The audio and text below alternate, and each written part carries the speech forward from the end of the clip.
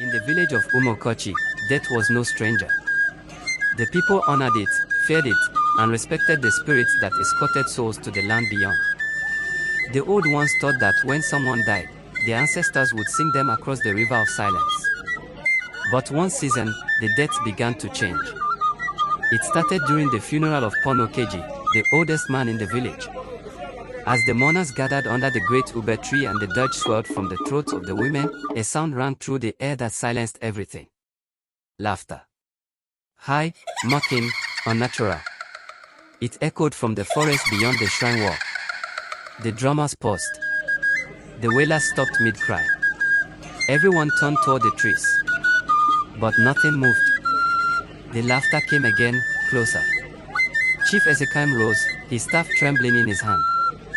Which child dares to mock the dead? No one answered. The funeral was ended early. Pono Keji was buried in silence. That night, his grave was found open. Empty. Part 2, the deaths that followed. 2 days later, Mama Akana, a respected midwife, died in her sleep. During her burial, as her body was lowered into the ground, the same laughter erupted, this time directly behind the mourners. Children screamed. One of the pallbearers fainted. But still, no one saw a thing. By the end of that week, 3 more people died, each time accompanied by the same ghostly laughter. By the 7th funeral, no one dared to attend.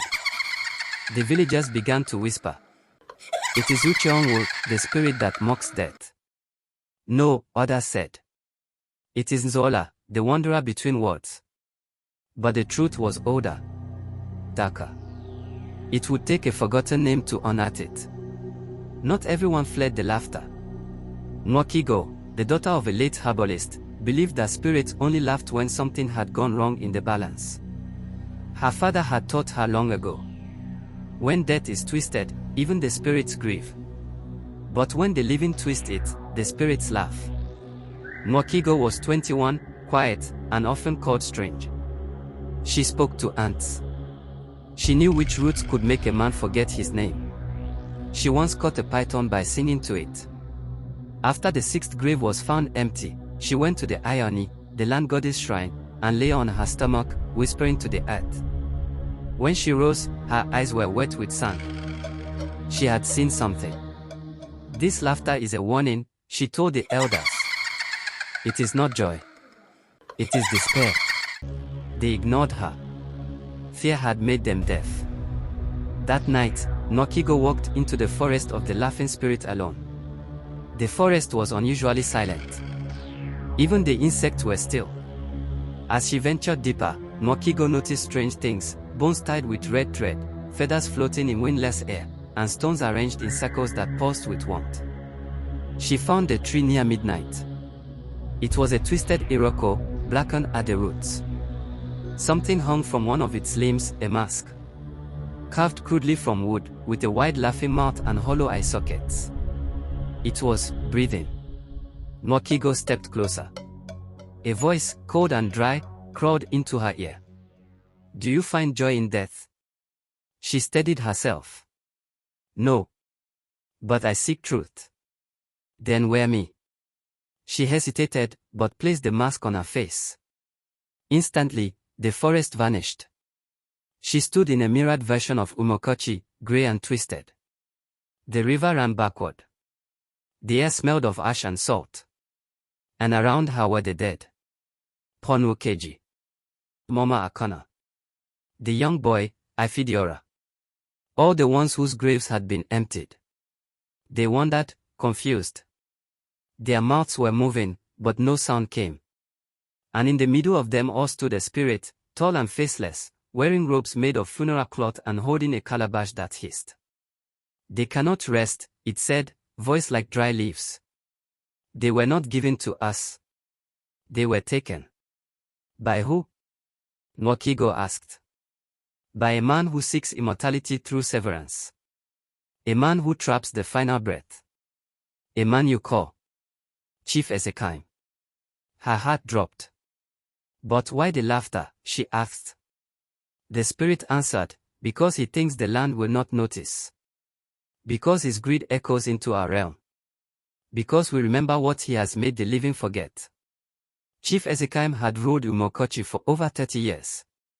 He was loved and feared in equal measure. But unknown to many, he had once visited a forbidden shrine in his youth, a place called Aguyolo, where the boundary between life and death thinned. There, he met a being called Ogbanjoku, the sickness of names.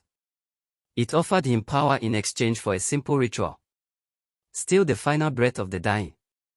Place it in the calabash of silence. Feed it to the soil. You will not die until your name is forgotten. And he obeyed. He built a hidden chamber beneath his obi, where he kept dozens of calabashes, each one pulsing with stolen essence. The laughter was not mockery. It was the soul's last scream, looping over and over, unable to pass on. Nwakigo awoke in the forest, mask in hand, her nose bleeding. The sun was rising. She returned to the village square and blew a whistle made from the bone of a forest dove. It was her father's whistle, the one only used when the gods must listen. People gathered. I know who has cursed our dead, she said. I know why their graves are empty. They called her mad, until she led them to the chief's compound and began to dig near his yam barn. An hour later, they hit stone. A trapdoor. And beneath it, they found the chamber of calabashes, rows and rows of gourd containers, each one humming softly. The elders wept. Some fled. But Nwakigo stood her ground and opened one. The laughter poured out.